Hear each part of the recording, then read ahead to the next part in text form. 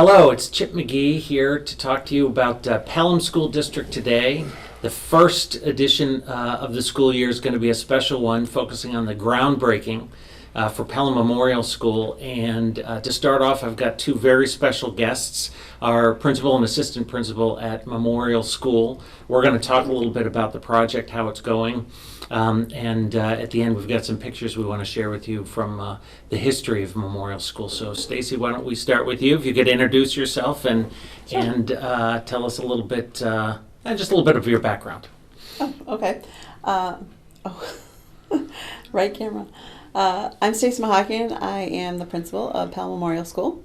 I have been there, it'll be 10 years this December. All right. So I started off as an interim assistant principal there and moved into the assistant principal position, and I believe this is year 6 for me being principal.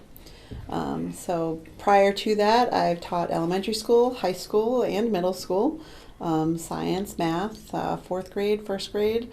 I worked with emotionally handicapped kids, so I kind of have a various background in education. I grew up in Brookline, New Hampshire. Both my parents were educators, so it's in the blood. Yeah. Perfect. So Thank you, happy to be Stacy. part of Pelham. And we have a new face here, Zach Medlock, our assistant principal. Could you introduce yourself to us in the community? Sure. So I'm Zach Medlock. I am originally from Washington. My parents in the late '60s ended up out on the West Coast, and but I've had New England ties my whole life. But I've spent the last 23 years in education. I've been a teacher, coach, athletic director. I was an assistant principal out in Alaska for the last year, but now I'm back in New Hampshire where my family is. And it was a fun time out in Alaska, but I've enjoyed every single moment here in Pelham to start the school year. Yeah. Well, thank you very much. I'm excited too because I feel like we've got a very strong team in place across the district, but in particular at Memorial. And what I want to talk about is the project.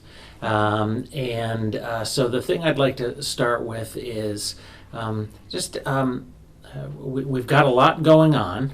Even though the groundbreaking is just now happening, we've broke ground. Mm-hmm. It's really ceremonial. The ground got broken a while ago.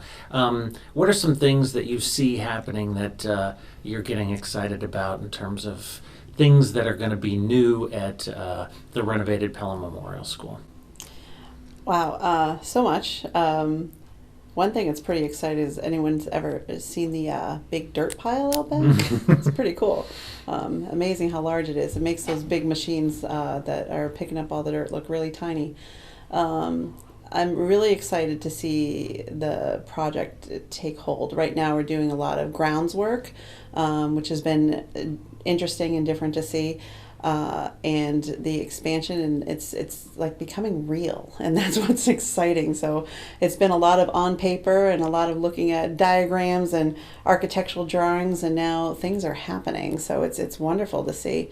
Mm-hmm. Some great things that I'm looking forward to is having an appropriate sized gym, a wonderful stage, great science labs that are going to be put in place for us, that we can do some middle school science experiments, having a STEAM program. Right now our library is out in a portable. It's going to be wonderful to have that more centrally located in our school and be more accessible for our students. So just for people listening, what's STEAM? STEAM is science, technology, engineering, arts, and math. So, and that's our technology integration. We are not currently considered a middle school because we do not have the tech component, which for some it's been wood shop. When I was growing up, it was wood shop. And the STEAM program will fulfill that requirement to become a middle school. The other component that we don't have that will be now integrated is the FACS, which is Family and Consumer Science. And for us, that would mean cooking, personal finance, sewing, different things that are going to be integrated into that program, nutrition. Mm. So really excited about those things, that we are going to have a unified arts wing that is up to the talents of the teachers that we have. And that's the new Yeah. part of the building, right? Yeah. Is the really unified arts and that Mhm. that new big gym, or the new construction. Yep. And then our current gym is going to become a cafeteria. And that will be another wonderful space for the kids. Get a lot of socialization during their lunch period, and being able to offer a space that they can interact and enjoy each other in that way. And it's going to be much larger. Right now we're pretty crowded, and being able to offer that program too. So a more welcoming entryway is going to be lovely too. The science labs are going to be jut outs from where our current classrooms are. We will have an elevator. Some may not know that we don't have an elevator. We have a lift in our building. Conference room space that is not so crowded. Let's see, teacher collaboration areas as well as team areas. We have 6 teams in our school, and in that we do a lot of team activities, but we don't have the space to do that. So having a team location is going to be beneficial to us too. That right now we have our team theme this year is New Beginnings, construction, and hopefully putting A lot of new beginnings. Yeah, a lot of new beginnings. Hopefully putting COVID behind us and having that new beginning as well. Being able to do and interact in different ways. And our teams have come up with some wonderful names. Sunrise. Our last team was Stellar Nebula. Pretty cool. Dawn. Phoenix. Just celebrating those new beginnings, and we have a lot of new beginnings coming ahead of us for now. So, and having that team focus and being able to figure out what it means to be on Team Sunrise and what does it mean to be on Team Dawn, and being able to collaborate that way is going to be beneficial to our teaming model as we go forward. Yeah, there's a lot to be excited about, and it's not just the new facilities, though that's important. It's what we're going to do with those new facilities. Yes. Yep. One of the things that comes along, though, with a construction project is all the headaches. And Zach, I'm going to ask you about this. I know you weren't running the school as an assistant principal, the logistics last year, but you've seen what the headaches are. So what are some of the things that challenges that the construction has caused so far, and how's all that going? Well, I mean, like with any construction project, there's always going to be like kind of fits and starts of energy and activity out there. And I think, they're working on the road right now that's going to go around the school and the parking lot. And So I was in a classroom while they were working on that road. so you know the vibration. And from that. I was rumbling. The whole building felt like it was rumbling. Well, the first time it happened, I was sitting in my office, and nobody really said anything. I said, maybe the building vibrates all the time.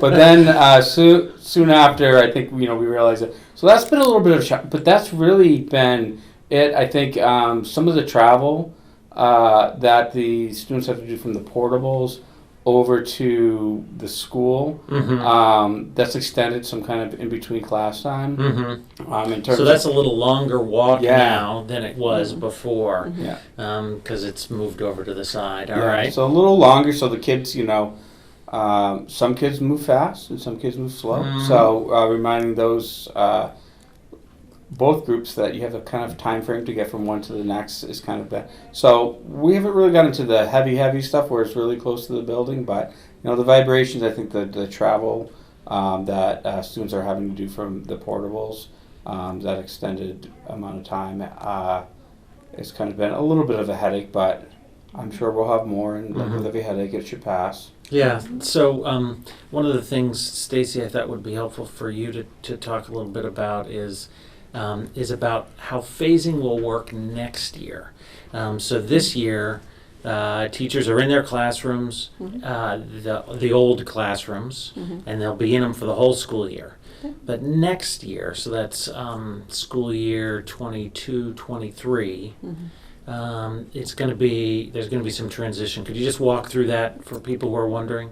Sure. this year, like Chip said, there is not much disruption in the interior of our building. I mean, there's vibrations, there's some beeping and a little bit of noise here and there, but it's not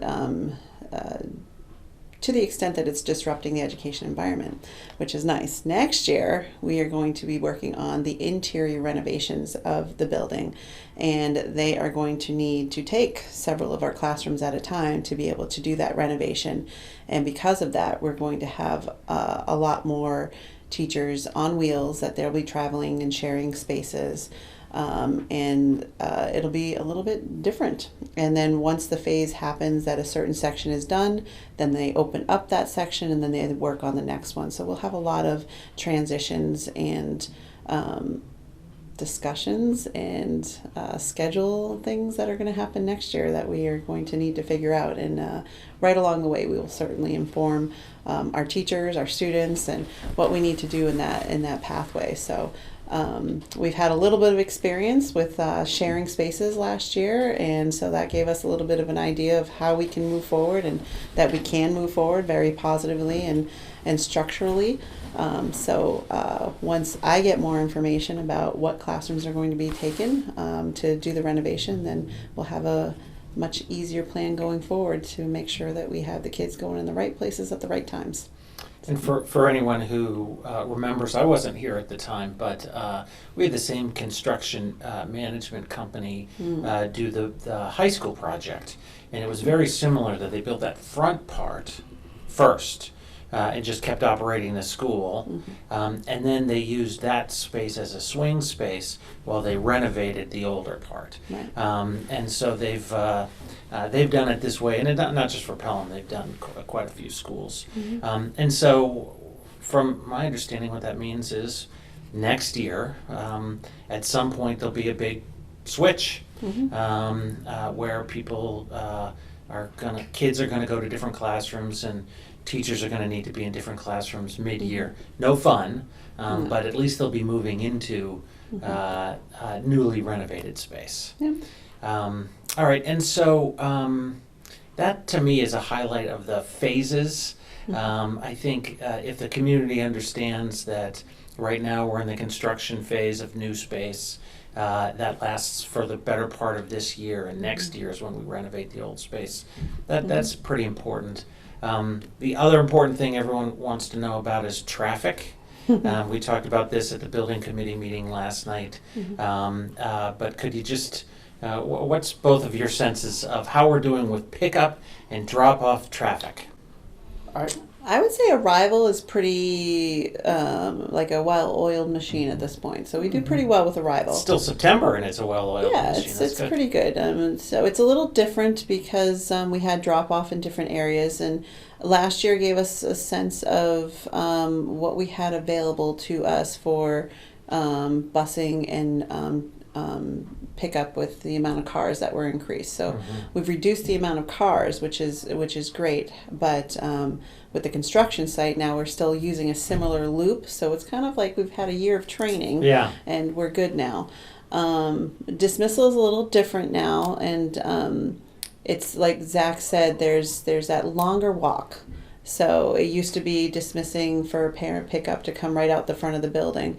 Now the kiddos come out the front and then they have to walk towards the portables, and they go to the left of the portables to get their pickups. So it helps us with the queuing of cars, so we're not backing up Marsh Road. So they parents picking up come around. The community thanks you for that. Yeah, I'm sure. Yeah, it's a little crazy right around 2:30. So if you're driving through and you don't need to, I'd avoid Marsh Road, because it's not just us. It's also high school dismissal and lots of kiddos driving now. So we do the best we can to utilize the PES parking lot and get people out of there before those high school kids get in their cars and try to come out. So it's a nice steady flow.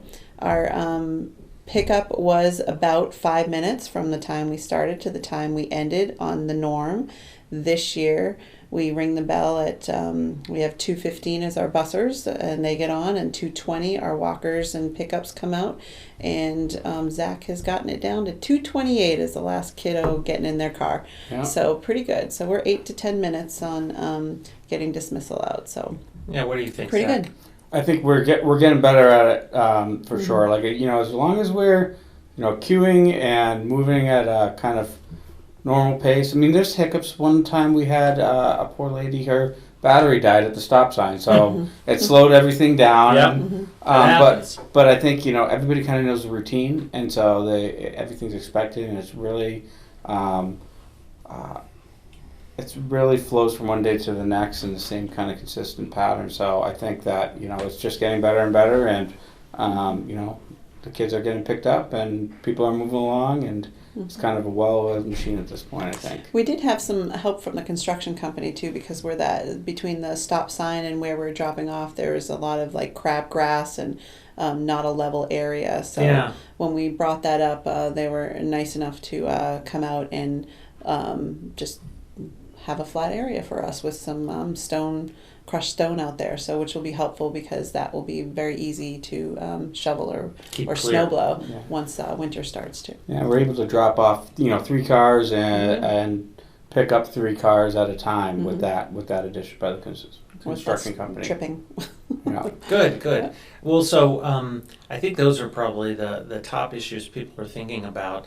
The last thing I wanted to do was show some pictures that we have here, and I thought we could just talk about them. Sure. First, I'm going to show off the props. We've got our hard hat here with the tiger on it. We've got our groundbreaking ceremonial shovel that's ready to go. But also, we have here, this is a picture, and Stacy, we were talking about this right before we started.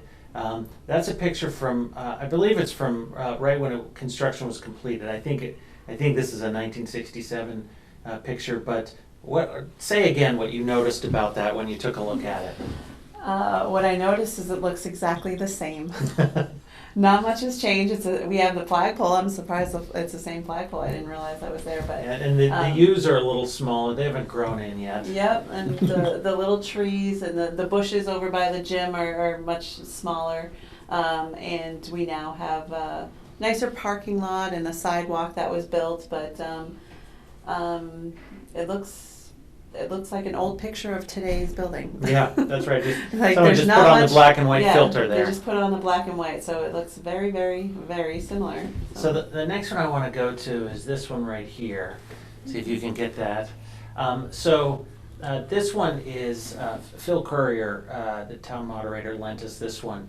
He was in attendance in 1965 at the groundbreaking, and that's the school board and administration up on a flatbed truck celebrating breaking ground. And if you go down to this one, you can see there's the old ceremonial shovel, and now we've got our new ceremonial shovel. And I'll have to get out my black suit and my skinny black tie so that I look right for groundbreaking. So that's what it looked like then. And then I wanted to go up here to this one, and Stacy, why don't you just explain what's going on there? That is one of our portables, and I think that is the library music and health portable that they moved.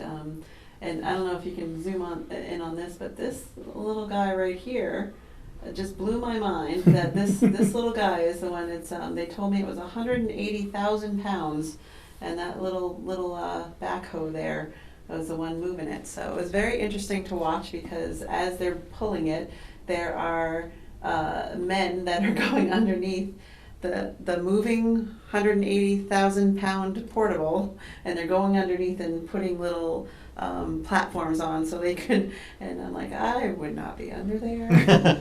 But they got it over. They got it over. It was really cool. I didn't get to see this one, but I did get to see I saw this one. I didn't get to see the band portable move over. This one I saw, and when they were coming around, they were putting them right next to each other, and it was scary. I mean, they know what they're doing. Yeah. They were coming in between like inches of the other portable. I'm like, I can't watch. Essentially parallel parking a building. Yes, it was. It was parallel parking a building. It was crazy. So, but yeah, they moved it over, both of them over in one piece. And it was very interesting to watch, and they're just like they've always been there. And so let's go to this one now, which the sign out front says school construction underway. It's a very happy sign. But this is, most people know this is the sign out front of the school.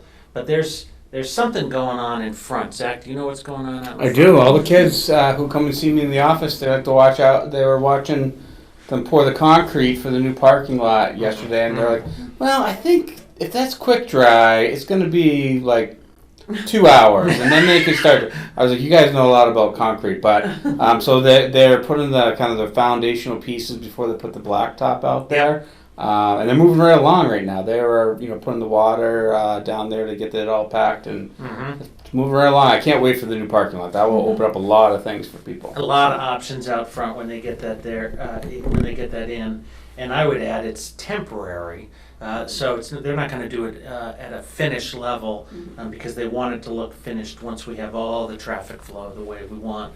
But this will allow them to set up that construction road over by the cemetery. Yes. And so these will all be available at the groundbreaking, and it's been a great exercise to just dig all these pictures out.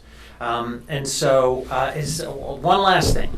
Is there anything that you think that the community should know about where we are with this project, or where we're going to be in the next 2 years as we work on it?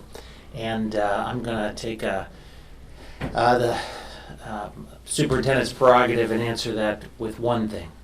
It's going to be a challenge because construction right now, costs of construction are a big challenge. I think everyone felt that when we were trying to buy, say, a piece of plywood. We saw it quadruple in price for a while. That challenge, you could just picture it for a building. We have a really good project management team, but we're going to have to work hard to make sure we bring it in at the budget that the town voted on.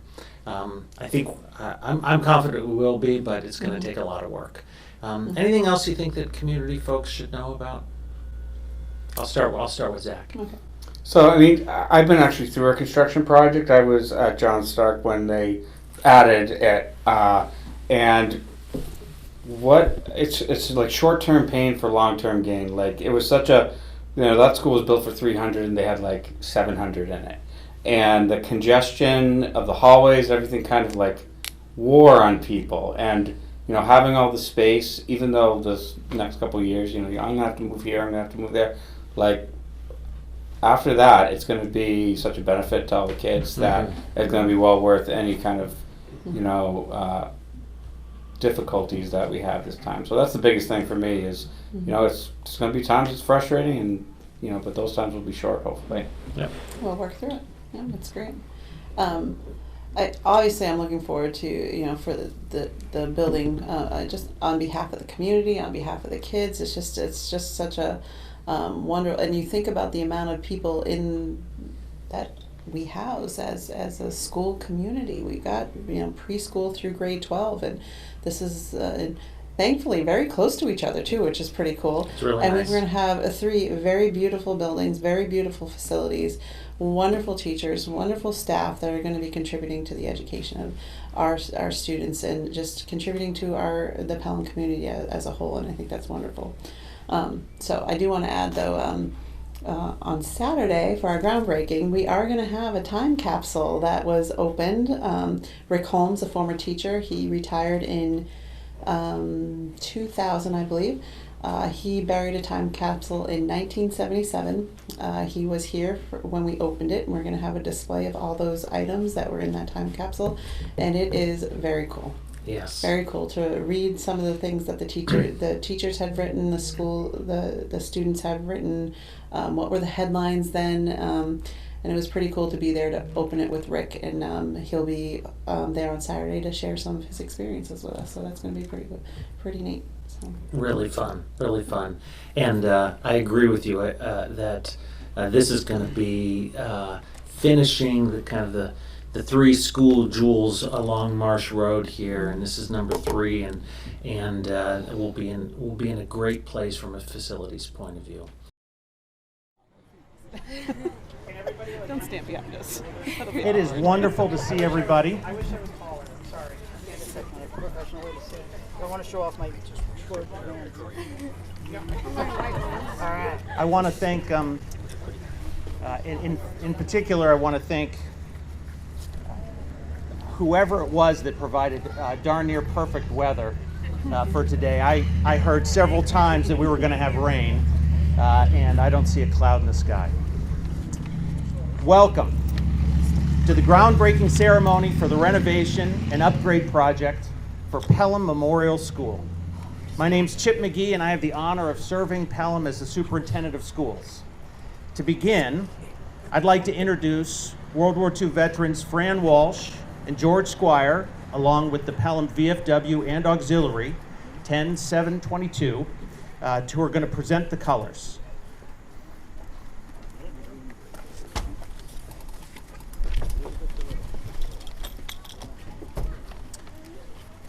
Please join them in the Pledge of Allegiance, followed by the national anthem. I pledge allegiance to the flag of the United States of America and to the republic for which it stands, one nation, under God, indivisible, with liberty and justice for all.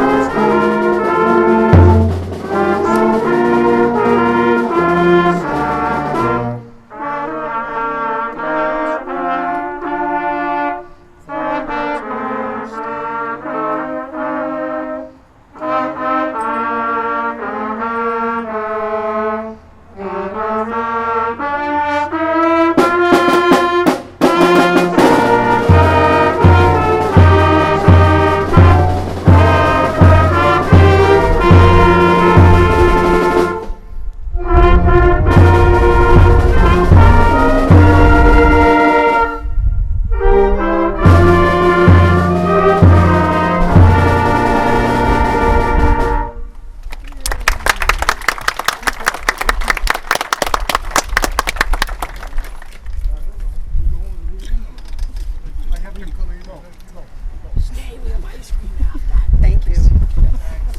Go have some free ice cream. Thank you so much. Today's program represents the past, present, and future of the Pelham School District. To deliver our opening remarks, I'm pleased to introduce Troy Brissett, Vice President of the Pelham School Board. Troy?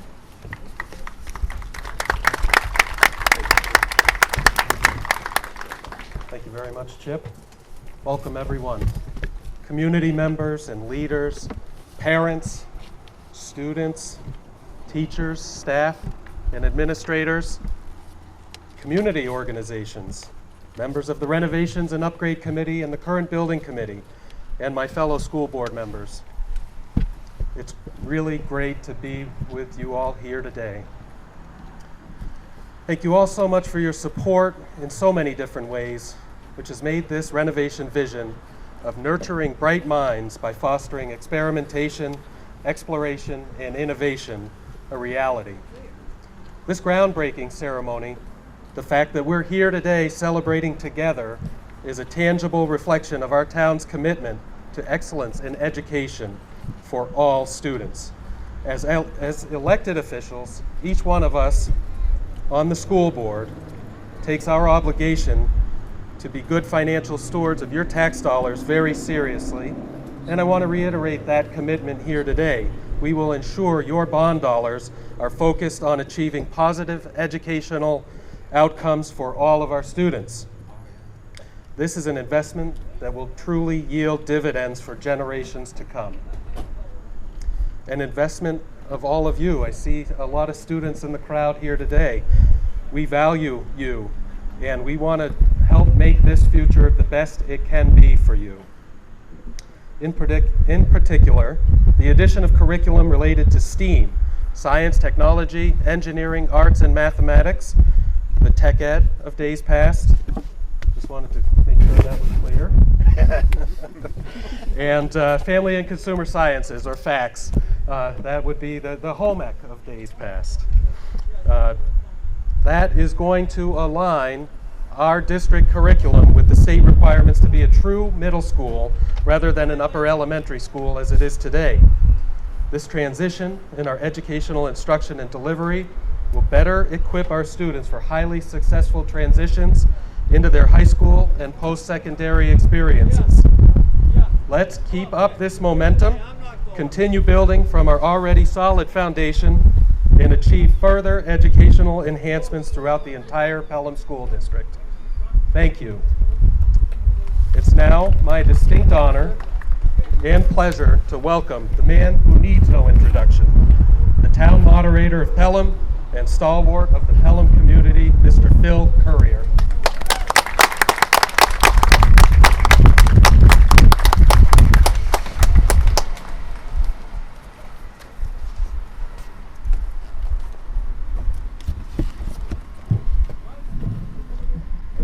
Thank you for inviting me. To all who are here, dignitaries and others, it's a great honor.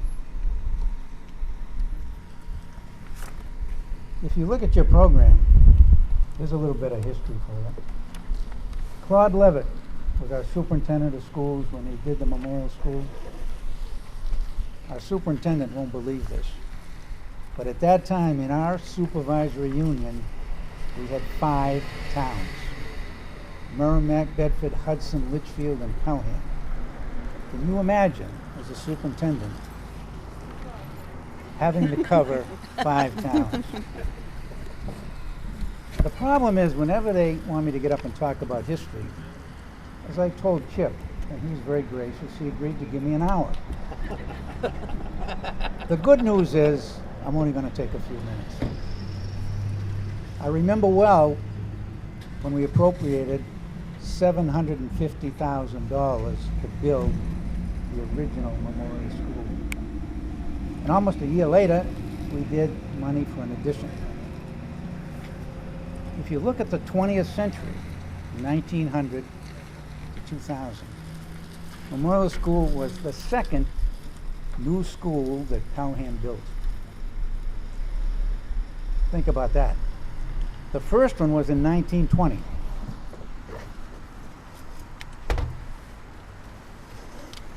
And it's on some pictures over there too. The Pelham Junior High School. Our kids were having a little difficulty transitioning from the one-room schoolhouse to high school. So they put in a junior high school for grades 7, 8, and 9. It wasn't for another 45 years after 1920, long after World War II, that this was our second new school. Kids back then had trouble getting to high school. They had to provide their own transportation. And here's a nice little tidbit from our personal family history. Some went to Nashua High, some went to Lowell. My grandfather and several others from Pelham went to a place called Pinkerton Academy in Derry.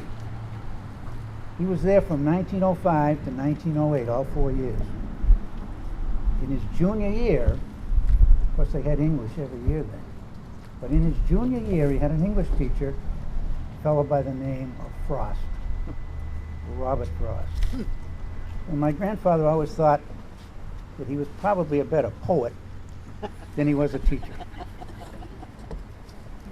So we went all the way up to World War II with one-room schoolhouses, 5 of them around town. Each one room, 1 teacher, 6 grades. Now all of you who are teachers here today, can you imagine doing 6 grades at one time? So after World War II, they had to get rid of the schools, the old number 1 schools, number 2, number 3, number 4. And we went ahead and did an expansion to this building. And as you look at it from this street, it was on the right-hand side. They added 4 classrooms, first time we had a hot lunch program in school. And I remember, I was thinking about it driving over here today, one of the favorite dishes they started with was called cream beef on toast. We young guys had a different name for it. And then we came to build this in 1965. And I wish I had another hour, because if you look at the pictures, the people who were here then at the groundbreaking for this school originally, I knew them all. All the old timers in town, police chief, fire chief. And I had another hour, I'd give you a brief biography of all of them. But that's probably enough of Pelham history. And I could go on and on and on. If they had chairs for everybody, I would go on and on. But most of you are standing. But I'm honored to be here and be part of this. This is a fantastic proposal to expand this school. Probably the last one for this school. But it's a great project. We'll be paying for it with bonds. But think of what it's going to do for the children we're putting into this school. Thank you very much for having me.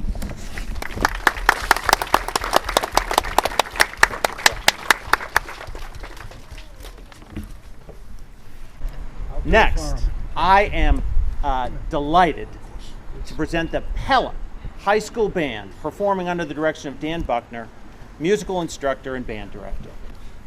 Dan?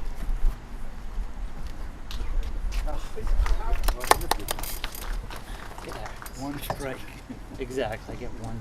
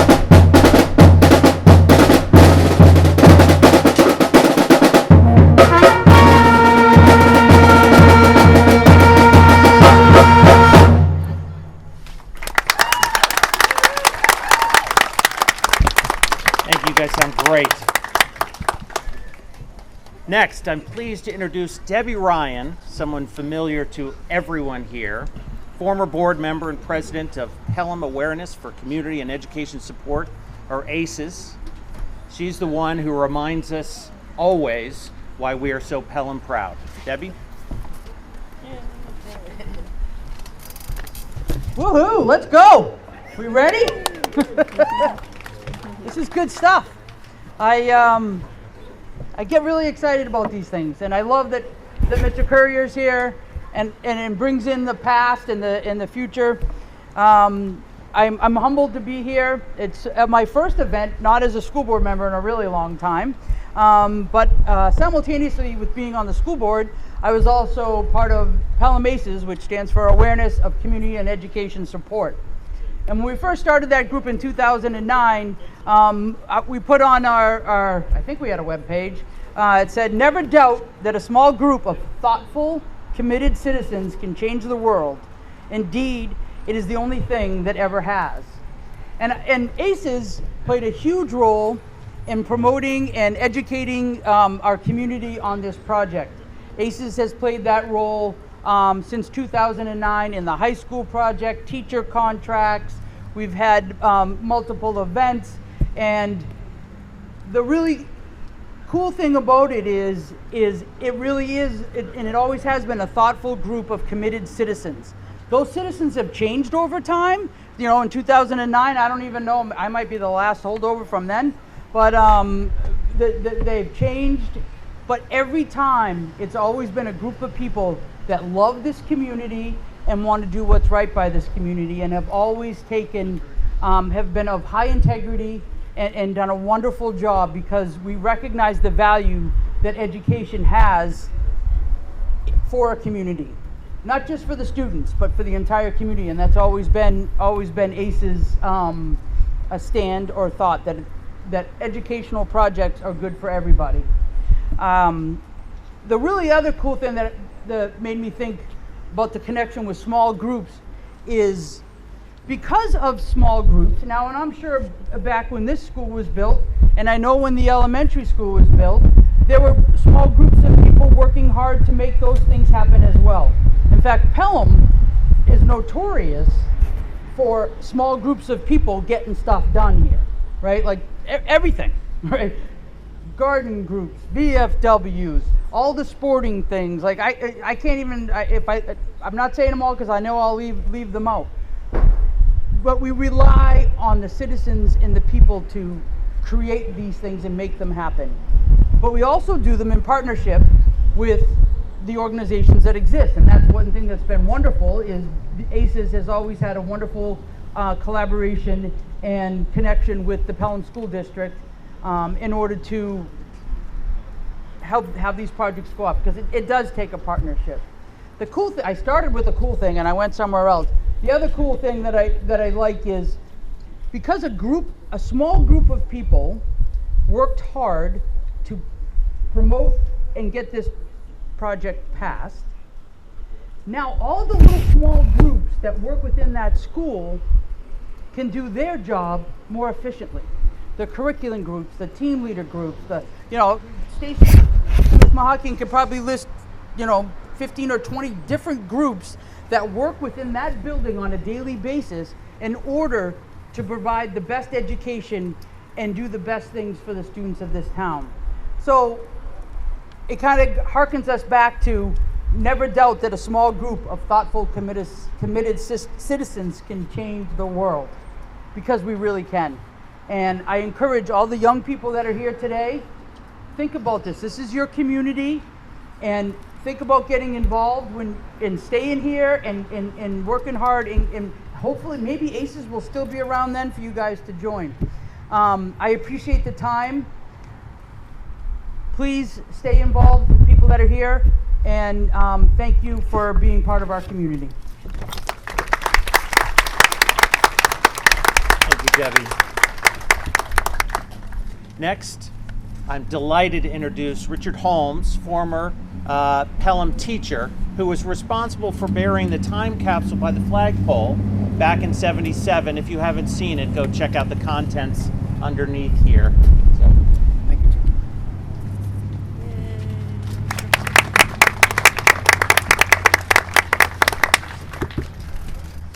Can I be heard? All right, here's my first question. One I've always wanted to ask. How many here say Pelham? Raise your hands. How many say Pelham? How many say Windham? How many say Wyndham? The truth is now known. I'm sorry to have to use notes, but my memory is pretty much shot.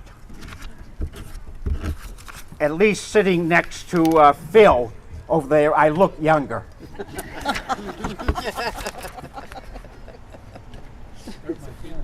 All right. Now, I started teaching here in September of 1968.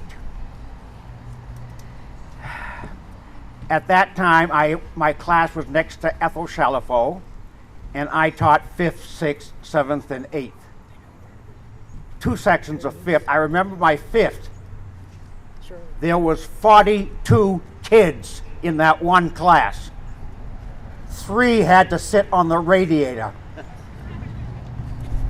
Ethel saved my life as a teacher. My last day of teaching that year, my first year, when I got home, I found a letter from the Army saying that I was needed in Vietnam to keep the Viet Cong from attacking Jeremy Hill. So for the next 2 years, I was away. I returned in 1972, and in 1977, I had the students, about 500 of them, write down their index cards to tell what the school was like in 1977 and to write their predictions for the future. Now, Patty LaMontagne and I opened this capsule just this last Monday. I've had a chance to only read a few of the cards. The most common prediction for the future was that there'd be robots as teachers. Would you hire one, Jim? No. Many complained about the food in the cafeteria. And one kid, who I might change his score on a permanent record, quoted me while I was teaching about South America. He said, Mr. Holmes said, quote, I have a very expensive shortwave radio, and I could pick up stations from all over the world. In fact, last night, I was sitting by an open window, and I got chilly. Apparently, it's on one of those cards. I miss the students. I miss teaching. I miss current events.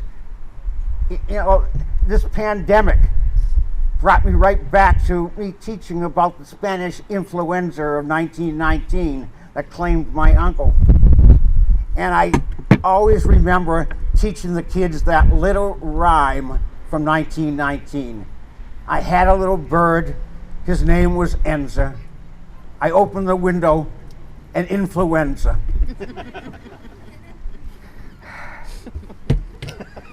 Now comes the complicated part. Ginger will be able to figure it out.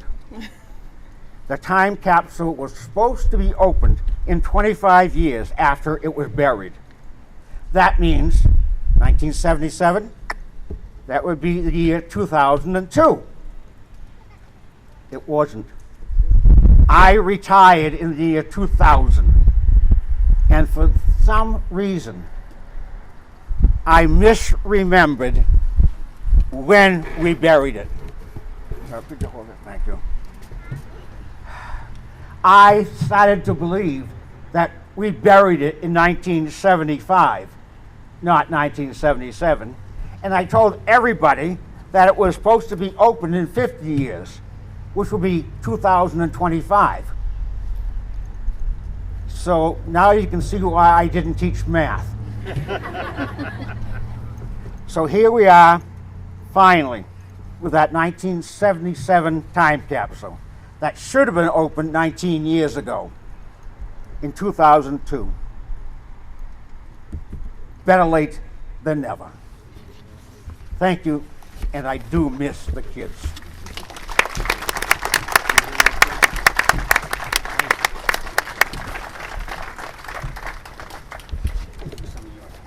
Once a teacher, always a teacher, right? So next, I'm pleased to introduce a current teacher, Patty LaMontagne, our instructional coach for technology at Memorial School. Although I've only been here for a little over a year, I already know Patty is one of those go-to people to get things done. Patty? Thank you.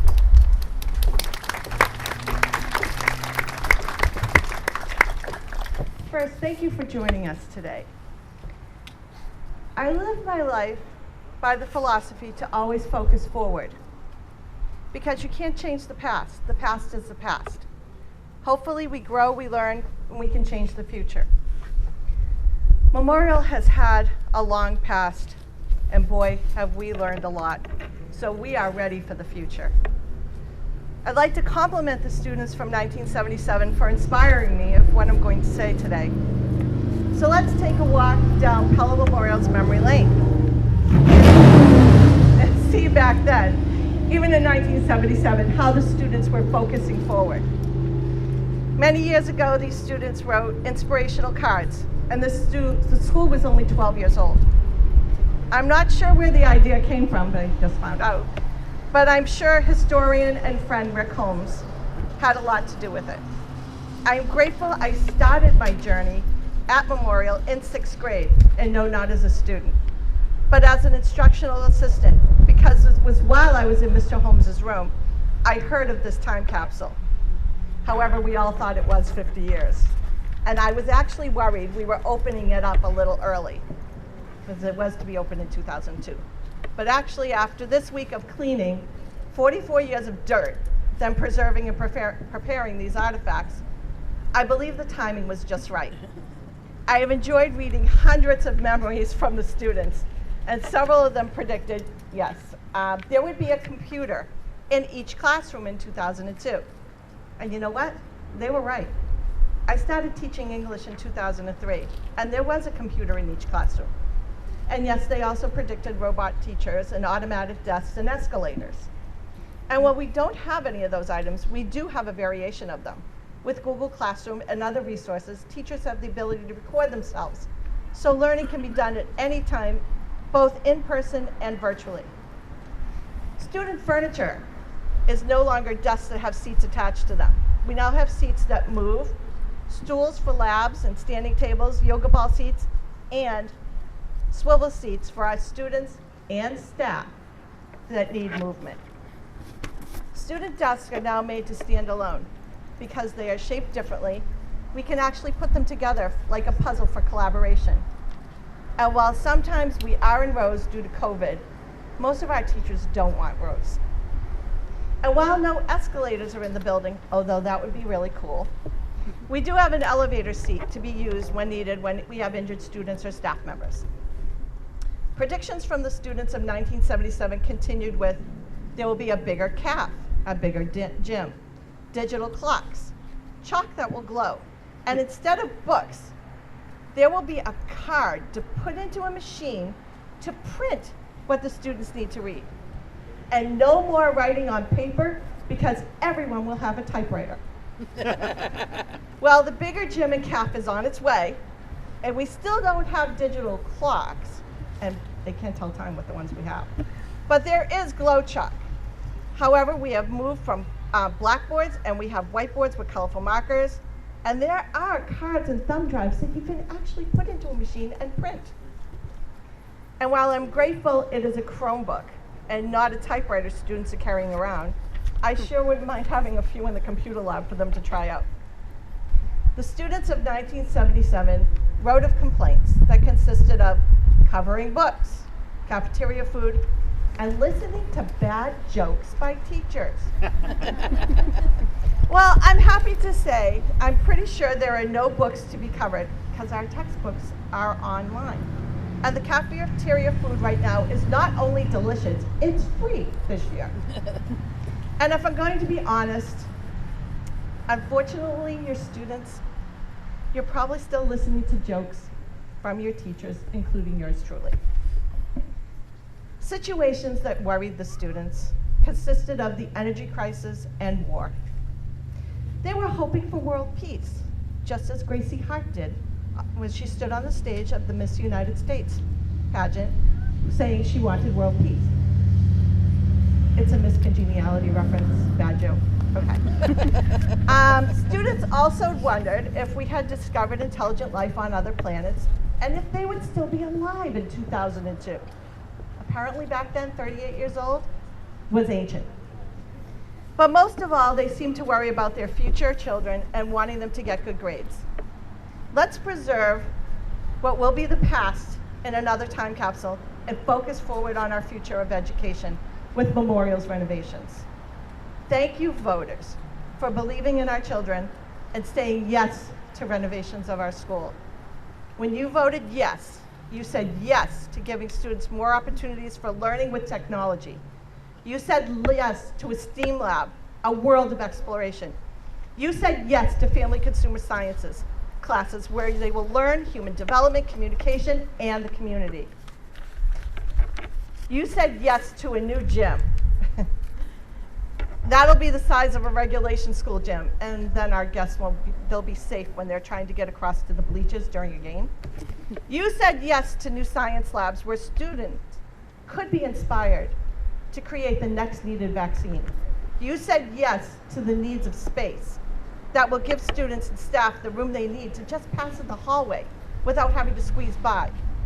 Each student getting their own locker. And you said yes to unified arts being in the building and not portables. You said yes to giving each child the same opportunities as an elevator. They will not have to use that platform to get up the stairs. Although, like I said earlier though, an escalator would be pretty cool. And finally, by voting yes, you said yes to students having the opportunity to be involved with critical thinking, communication, collaboration, and creativity. Pelham, let's keep focusing forward for our students and adding their dreams of becoming people that will continue to inspire a new generation of students. You are making dreams a reality. Thank you.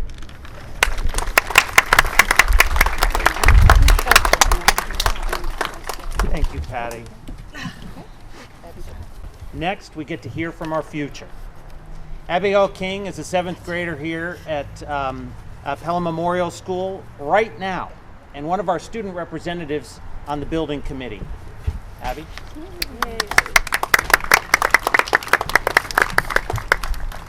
Hello, my name is Abigail King, and I'm a 7th grade student here at Pelham Memorial.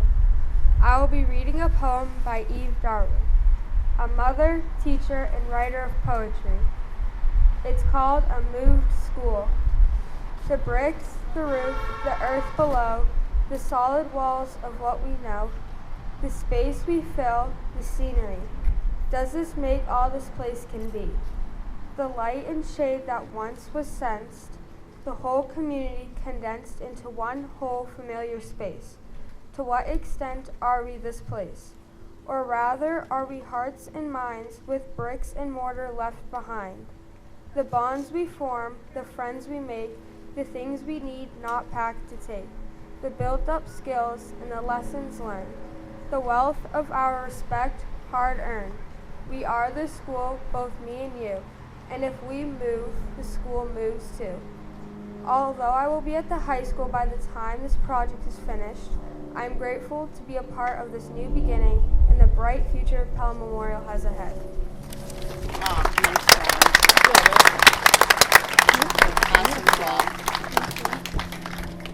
Thank you, Abby. That was wonderful.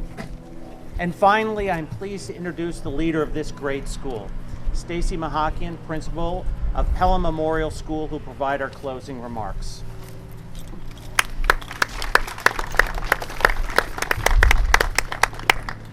Thank you all for being here to share this experience together. I am Stacy Mahakian, the current principal of Pelham Memorial School. I am part of an amazing admin team at Memorial. Thank you to Mr. Medlock, our assistant principal, and Ms. Cloutier, our special ed coordinator, for being here today to share in this event. We are so very honored and excited to be part of this project on behalf of the Memorial School community. Thank you to Dr. McGee for emceeing this event. Thank you to the VFW for presenting the colors today. Thank you to Mr. Buckner and the PHS band for the lovely music. Thank you to Mr. Wilkins, our maintenance department. if you didn't know this, Mr. Wilkins' picture is in the time capsule. Pretty cool. Our maintenance departments, Sue Rouse, my admin assistant, National Junior Honor Society, and Mrs. Lamontagne for helping to organize and set up. Mrs. Lamontagne and National Junior Honor Society have taken on the organization of the time capsule contents for today and for cataloging them for the future. So that's awesome. Thank you so much. Thank you to PTV and Mr. Greenwood for capturing today's ceremony. Thank you to our project management team, BPNS, Trident, and Harriman for all their hard work, creativity, and for being here today. And especially thank you to our speakers, Mr. Currier, Mr. Brissett, Mrs. Ryan, Mrs. Lamontagne, Ms. King, and the wonderful Mr. Holmes for the amazing history and memories you all shared. We can't thank you each enough for sharing your experiences, your reflections, your hopes, and your stories with us. We wouldn't be here today without the help and support of so many wonderful people and groups. Thank you to our school board and SAU and the various members over the years. Thank you to the Renovation and Upgrade Committee members. Tremendous thanks to the ACES group for all the behind the scenes work and incredible support and advertising over these years. Thank you so much to all the volunteers, our social media, advertising crew, and so many supporters. It's so humbling and amazing, the depth and breadth of volunteers and support within the community. I mean, we passed this project in the middle of a pandemic. That's pretty awesome. Yeah.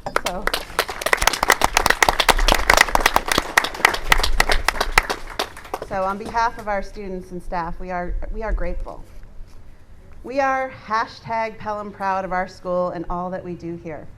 Throughout this project promotion, we needed to highlight the negatives about our school, an uncomfortable stance for us to take, as we've always made the best of things for our students, and we always will.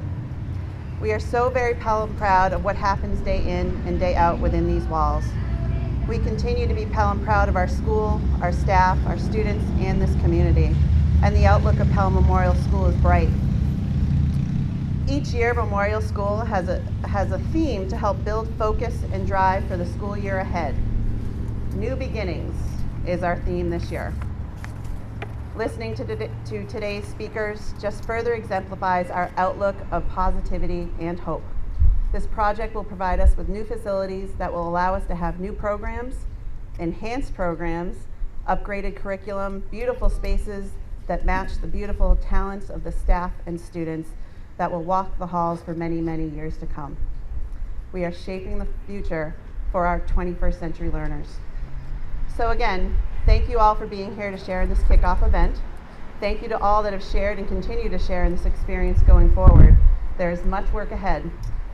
Thank you to the organizers and contributors, and I also want to thank my family. That's way over there. My husband and the girls that are here today and share my Pelham pride. Mommy loves you, even if you're not paying attention. Lastly, thank you to the Pelham community as a whole. We are here because you are Pelham proud. And this building is the last of 3 buildings that will reflect and boast that pride. I cannot wait to be here again in 2 years at our grand reopening ceremony. We are not a middle school, but we will be. Thank you.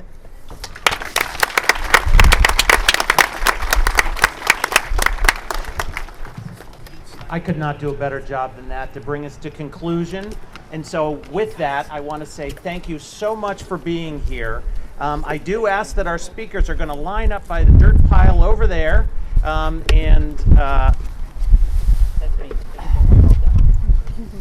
was you? Yeah. All right. And we got to get to work because we've got some ground to break and start moving that pile to get this project underway. So thank you for coming and have a great afternoon.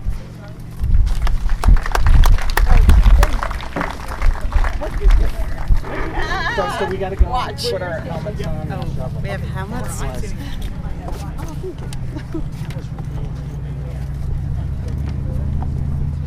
Yeah, you can stand back. Stand back a little bit. Having those people when the first time they do something, you've done something like that before? So you were clear, you didn't go too fast, they could tell what you were saying. All right, where are we going? Over there? Yep.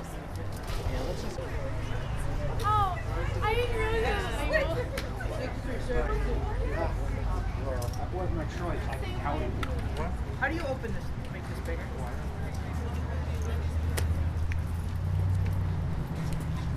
Yep, straight up. Straight up. So as soon as they shake down all, let her roll. Don't do it prematurely. Don't do that. No, no, no. You're gonna be fine. Yeah.